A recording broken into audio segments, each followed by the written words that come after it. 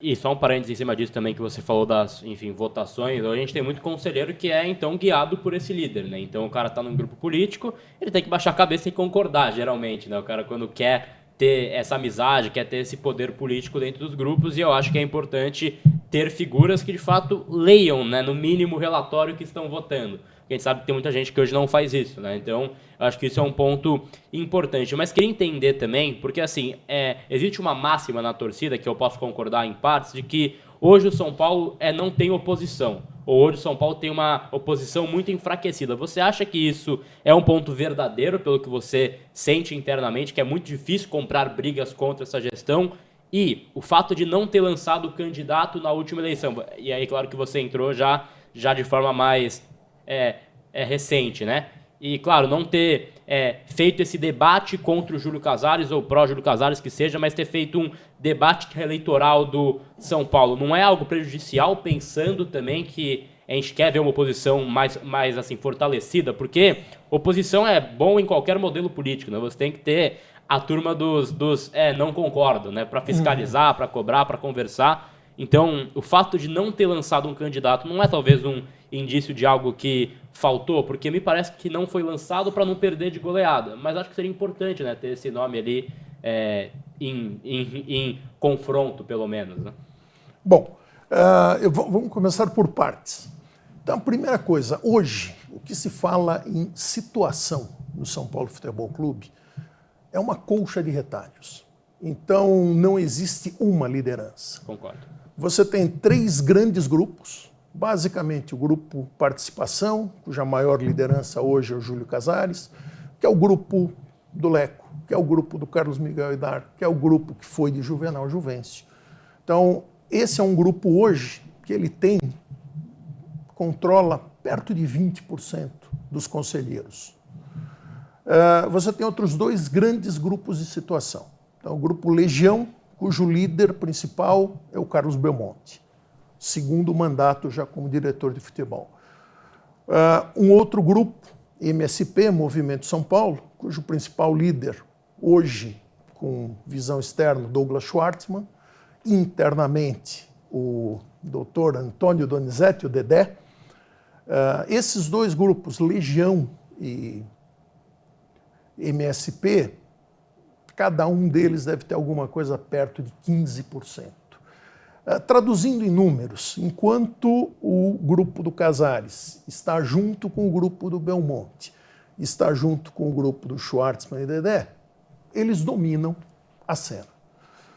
Na própria situação, você tem outros 3 grupos menores. Você tem o grupo do Chapecó, que é o Sempre Tricolor, que tem alguns outros quadros relevantes.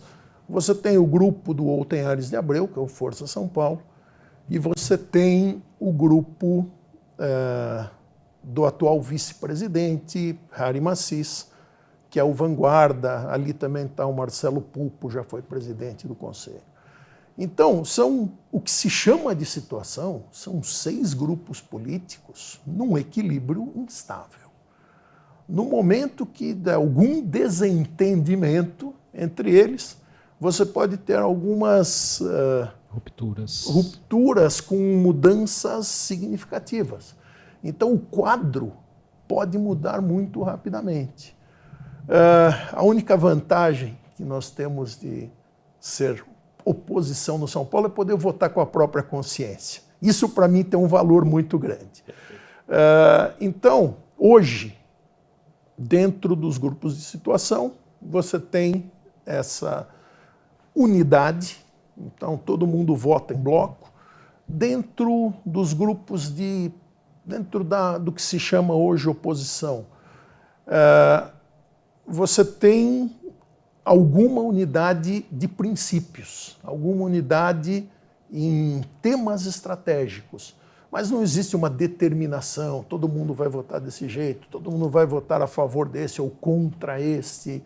É muito mais aberto nesses termos. Então, em alguns temas, como foi o ano passado a questão do fundo, do FDIC, houve um certo acordo para que todos votassem de uma determinada maneira. mas não existe essa questão rígida. Então é isso. Hoje, a oposição, numericamente, ela está enfraquecida? Está. O resultado da última eleição, nós elegemos na nossa chapa 12 candidatos. Os grupos de situação somados elegeram 88. Foi uma grande diferença.